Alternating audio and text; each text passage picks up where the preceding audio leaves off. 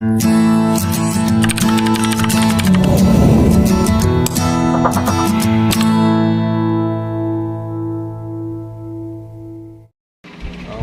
magandang araw mga ka-shop. May gagawin tayo itong MyView.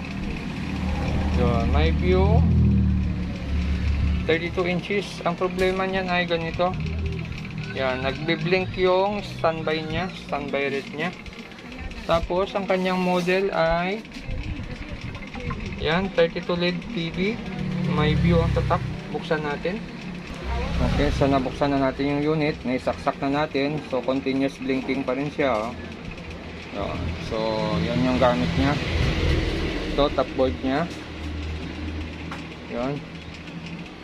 Tapos ito naman yung kanyang mainboard. So dito tayo mag-stick sa kanyang mainboard. Titingnan natin kung ano yung supply ang naging problema rito. At kung bakit nagbi-blink yung kanyang standby red. At kung bago lang kayo sa aking channel, huwag kalimutan mag-subscribe. At sa mga nakapag-subscribe na, maraming salamat. So, check natin yung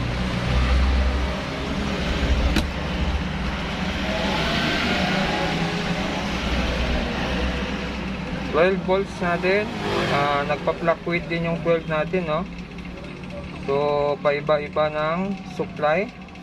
Kaya nagpa-fluctuate din yung ating ilaw. Yon, ating supply sa backlight. Tingnan natin.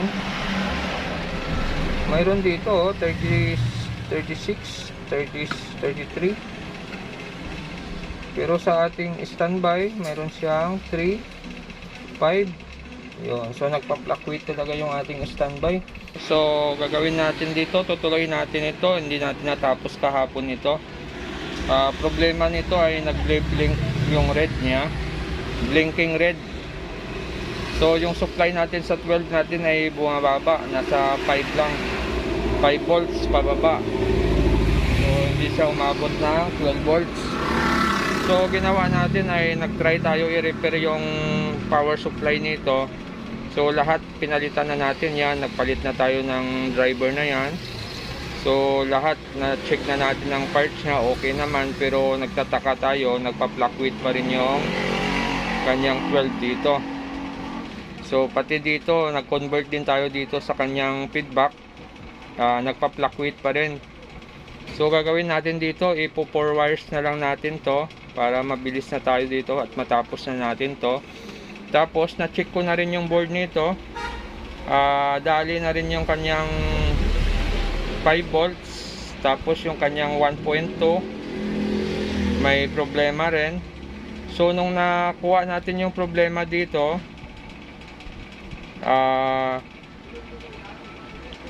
kinabit ulit natin yung supply. Nagpa-fluctuate pa rin siya. Hindi pa rin normal yung supply niya. Pero medyo tumaas na yung supply niya nung natanggal natin yung mga problema dito sa load niya. So ito, nakatanggal na yung coil sa 5 niya. Tapos yung coil sa 1.2 niya tanggal na rin. So una natin gagawin dito ay bubuhayin muna natin yung 12 niya, saka yung supply sa ilaw niya. Kabit muna natin yung ating 4 wires. So yung 4 wires natin ay naka-convert na sa may auto. So nakarekta na tayo sa optocoupler. Yan, no? Tapos ikakabit na rin natin yan dito sa optocoupler dito sa kabila. Yan, dito. Yan. Ganun lang ang posisyon yan para hindi kayo mahihirapan. Kung ano yung posisyon ng optocoupler nyo, sundan nyo lang. Yun, no? Yan, para hindi kayo malito. Yan. Kung anong posisyon yan, kung saan yung dilaw, saan yung asol, sundan nyo lang. Ganun lang ang posisyon yan. Okay. So kabit natin yan, dilaw saka asol. So ito na, nakabit na natin yung ating 4 wires sa may optocoupler niya. Yun, no, dilaw saka asol. Tapos tingnan nyo yung dito din sa kabila. Yun, dilaw tapos yung asol niya. So parehas ang kanilang posisyon ng wire. Tapos pagdating naman dito sa ating pula saka itim, yun, yung pula natin ay dito sa kanyang MOSFET. Tapos yung black natin ay sa kanyang grounding sa filter. So ito, ground yan sa filter, yun o. So grounding yung black natin. Tapos yung red natin dito naman sa gitna ng ating MOSFET, yun o. Taba, yun dito. So dito yung nakakabit, kaya sa likod lang natin siya pininang, yun dito para malinis, yun. Okay. Okay, so nakabit na natin yung ating 4 wires. Ito. So check natin kung mayroon na tayong makuha ang 12 volts sa kanya. Saksak ko na.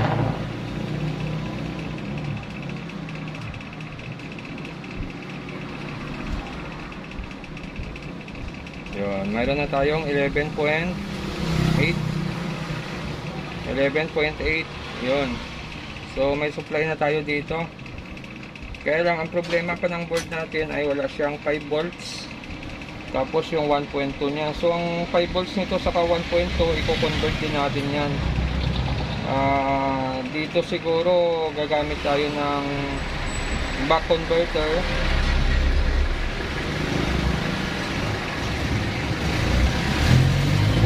Try natin sa 5 volts. Maghahanap tayo ng IC na 5 volts din ang output, or pwede din to sa back converter para safe na lang siya, back converter na lang natin to.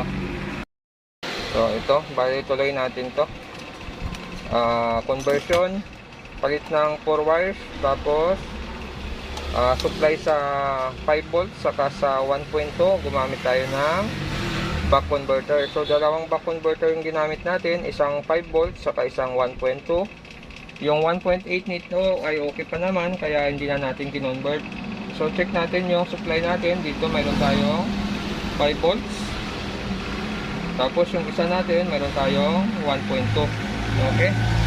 So ikakabit natin yan sa ating, ito yung ating 5 volts. Yan. Ito naman yung ating 1.2.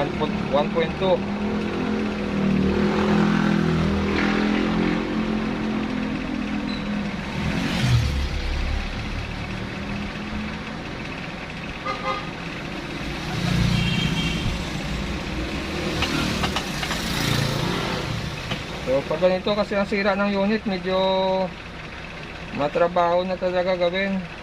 Pag pinalitan mo rin kasi ng IC yan, ng mga kukuha ka ng same parts, tapos ikakabit mo rin siya dyan, minsan hindi na rin siya gagana ng accurate. Minsan may problema na rin kasi nga ang IC natin ay nagkaroon ng problema. Minsan nadadamay pati yung switching niya. So mahirap siya pag kinabitan mo siya ng original niyang parts, minsan hindi rin gumagana.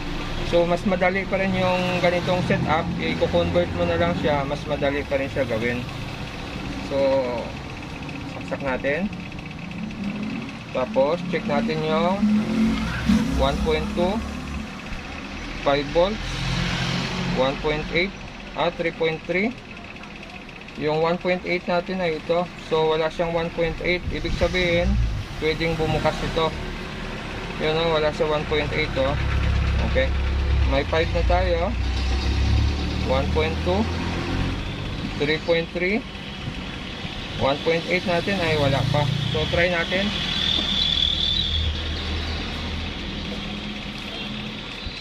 Kita ba? Kita naman.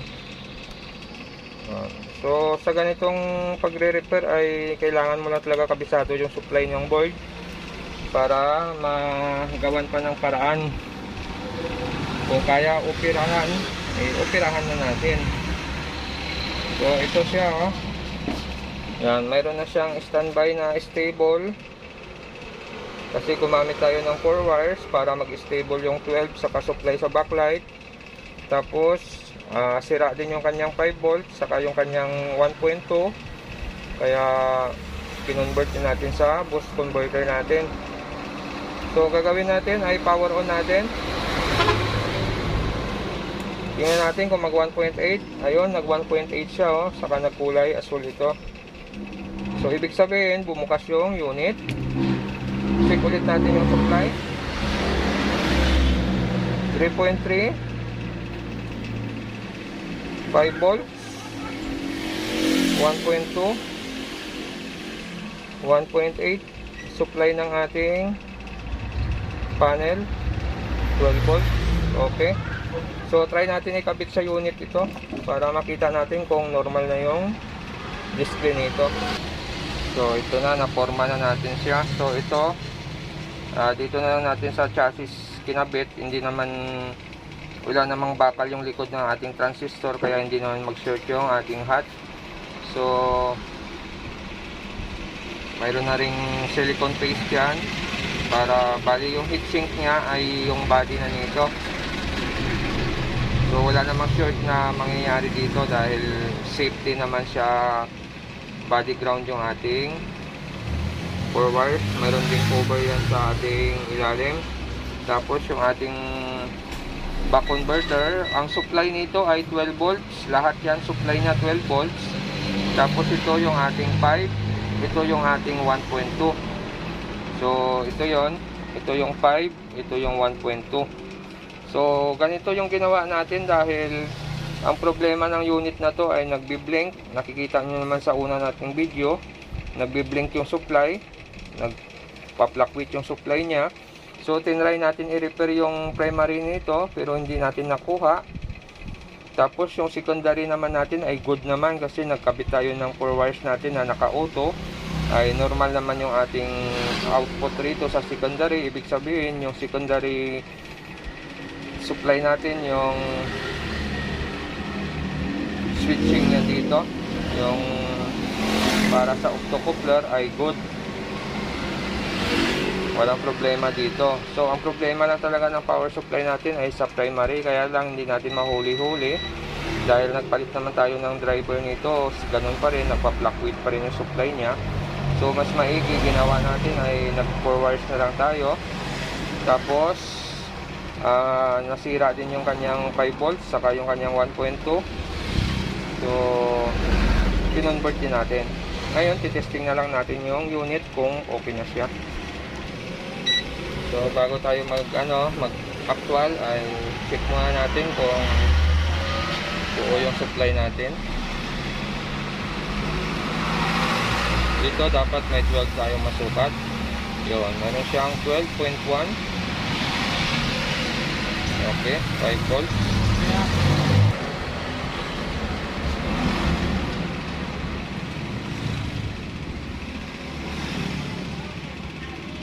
Okay, may 12 siya. So ulitin natin, mayroon tayong 12, mayroon tayong 5, mayroon tayong 1.2, mayroon tayong 3.3, 1.8 natin wala. So power on natin, tama na ba yung LVDS natin? Ito yung positive, so tama. So ingat-ingat tayo pagdating dito sa LVDS na magkamali yung ating pagkabit, dahil pagbaliktad yan, ako sayang. So ito yung positive natin, tama. Abang tayo sa 1.8 natin, power on natin. Yun, nag 1.8 siya. Tingnan natin kung mag-backlight. So hindi siya nag-backlight. Wala siyang backlight pero may 1.8 na siya. Ayun, mayroon na siyang backlight, oh. Matagal siya mag-backlight. Ayun, may ilaw na siya. Check natin kung mayroong display. Ayun, mayroon siyang display. Yun, oh, no signal. So yung unit na to ay nagawan pa natin ng paraan. So yung ganitong problema ay medyo marami-rami na rin tayong ginawang paraan para mabuhay lang natin ulit yung unit na ito. So nag-convert tayo ng power supply, nag-convert tayo ng 5 volts, tapos yung 1.2, tapos yun. So nagpo-program lang yung TV Plus natin. Check natin mamaya pag natapos yung program. So sasarado ko lang to. At kung bago lang kayo sa aking channel, huwag kalimutan mag-subscribe at maraming salamat. So sasarado lang natin. Tapos check ulit natin mamaya kung okay na talaga yung unit natin. So ito na, testing na natin yung ating MyView. Power on ko lang. Yan, nag-power on na siya.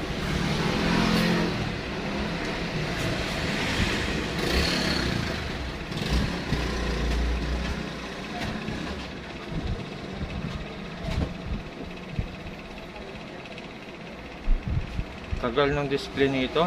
Yun, no? Lumabas na, pero ang tagal ng display niya. Wala din yung logo niya. Hindi lumalabas yung logo niya. Pagbukas niya, gano'n na lang siya, oh. Okay natin.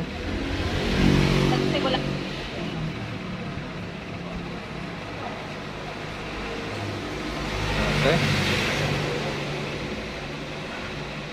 So, Hindi ko alam ang nangyari. Alam ko, yung hindi nag-iisip mong kaibigan so gusto okay akong na, may pagkakita sounds ng naman size siya. na Okay naman yung masarap. picture niya. Totoo talaga.